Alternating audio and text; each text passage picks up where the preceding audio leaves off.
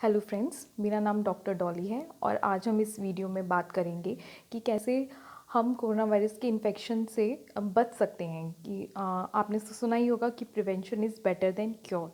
तो हम कुछ बहुत ही आसान उपाय हैं जिसे हम प्रैक्टिस में लाकर इस इन्फेक्शन से बच सकते हैं। पहला उपाय, आप लोगों को अब तक पता चल ही गया होगा कि बार बार हमें अपनी साबुन से हाथ धोने हैं। हाथों की सफाई रखनी है क्योंकि हाथों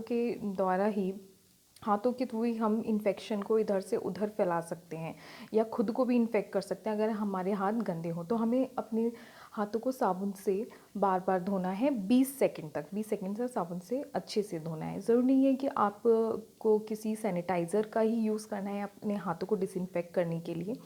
सैनिटाइज़र का यूज़ आप उस केस में कर सकते हैं जब आपके पास साबुन ना हो या पानी ना हो या आप हाथ बार बार अपना नहीं धोना चाहते। उस केस में हम सैनिटाइज़र का यूज़ कर सकते हैं।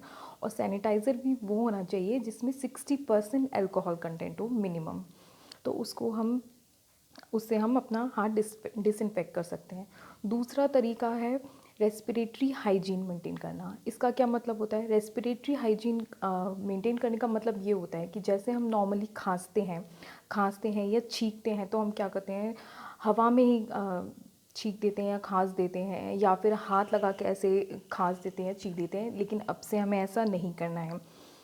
हमें खांसते वक्त या तो किसी हैंडकरचीफ का या टिश्यू पेपर का यूज़ करना है और जिसको यूज़ करने के बाद में उसमें खांसने या छींकने के बाद में उस टिश्यू पेपर या हैंडकरचीफ को डिस्पोज कर देना है, डस्टबिन में डाल देना है प्रॉपर, जिससे कोई और कांटेक्ट में ना आ पाए।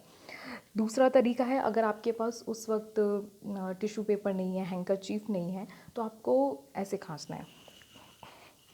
खांसते या छींकते वक्त अपने कंधे को अपने मुंह पर ले जाएं ताकि ये इन्फेक्शन हमारे यहाँ ही बना रहे, हमारे हाथों में या हवा में ना रहे, जिससे दूसरे को स्प्रेड ना हो सके। तीसरा तरीका है सोशल डिस्टेंसिंग मेंटेन करना। सोशल डिस्टेंसिंग मेरे अकॉर्डिंग ये प्रॉपर टर्म नहीं है। हमें फ़िज़िकल डिस्टेंस मेंटेन करना है, ना कि सोशल डिस्टेंस। तो सामने वाले इंसान से 1 मीटर की कम से कम दूरी बना के रखें, 1 मीटर या 3 फीट की दूरी कम से कम, जिससे कि हमारे खांसते वक्त, बात करते वक्त, छींकते वक्त जो ड्रॉपलेट्स हवा में रहती हैं वो 1 मीटर की दूरी तक करके वो ज़मीन पे गिर जाती हैं। उससे आगे वो हवा में ट्रैवल नहीं कर सकती हैं। तो इसलिए हमें कम से कम 1 मीटर की दूरी सामने वाले इंसान से बना कर रखनी है। चौथा तरीका है मास्क यूज़ करने का। मास्क, बहुत सारे लोगों को गलतफहमी है कि हर किसी को मास्क लगा कर ही घूमना है। नहीं, ऐसा नहीं है। मास्क कुछ ही केसेस में हम एडवाइस करते हैं, जैसे कि हेल्थ केयर सेटिंग में डॉक्टर्स हैं, स्टाफ नर्सेज हैं, स्वीपर्स हैं, जो हॉस्पिटल में काम करते हैं, वो हाई रिस्क एरिया होता है तो उनको मास्क लगाना ज़रूरी होता है। नॉर्मल हर किसी को मास्क लगाना ज़रूरी नहीं है। मास्क आप किस केस में यूज़ कर सकते हैं? अगर आपको सर्दी है, खांसी ज़ुकाम है या बीमार है, तब उस केस में आपको मास्क लगाना ज़रूरी है। दूसरा केस, अगर आपका कोई साथी या आपका कोई फैमिली मेम्बर या आपके पास कोई इंसान बीमार है, सर्दी खांसी है या कोरोना वायरस से इन्फेक्टेड है, तो उस केस में आपको मास्क लगाना ज़रूरी है। या फिर तीसरे केस में, अगर आप बीमार पड़ गए हैं, कोई भी बीमारी हो और आप डॉक्टर को विज़िट कर रहे हैं किसी हॉस्पिटल में, तो वो एक पब्लिक प्लेस है, तो वहाँ पर आपको अपनी प्रिवेंशन के लिए भी मास्क लगाना ज़रूरी है। और सबसे लास्ट तरीका है जो सबसे सेफ़ है और सबसे इजी है कि आप अपने घरों में ही रहिए। जब तक ये लॉकडाउन पीरियड चल रहा है 14 अप्रैल तक का, अभी तक तो हमारे प्राइम मिनिस्टर ने वही बताया है, तो तब तक आप अपने घरों में बने रहिए, जिससे कि आपको इन्फेक्शन होने के चांसेस बिल्कुल ना रहें। तो ये इन्फेक्शन से घबराने की ज़रूरत नहीं है। ऐसा नहीं है कि अगर आपको ये इन्फेक्शन हो ही गया तो आप मर ही जाएंगे। इसकी जो डेथ रेट है वो बहुत ही कम है। हाँ, लेकिन बट इन्फेक्शियस रेट बहुत ज़्यादा है। मतलब आपको एक इंसान से दूसरे इंसान में जो इन्फेक्शन होने के चांसेस है वो बहुत ज़्यादा हैं। लेकिन ऐसा नहीं है कि इससे आप मर ही जाएंगे। इसकी जो डेथ रेट है वो सिर्फ 2 से 3% है। इसका मतलब ये है कि अगर 100 लोगों को कोरोना वायरस का इन्फेक्शन होता है, उनमें से सिर्फ 2 या 3 लोगों की ही मौत होगी, और वो भी हाई रिस्क ग्रुप में।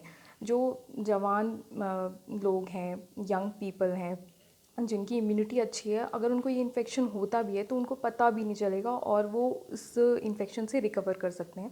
नॉर्मल उनको सर्दी या खांसी होगी। लेकिन जो हाई रिस्क कैटेगरी के पीपल हैं, कौन कौन आते हैं उसमें?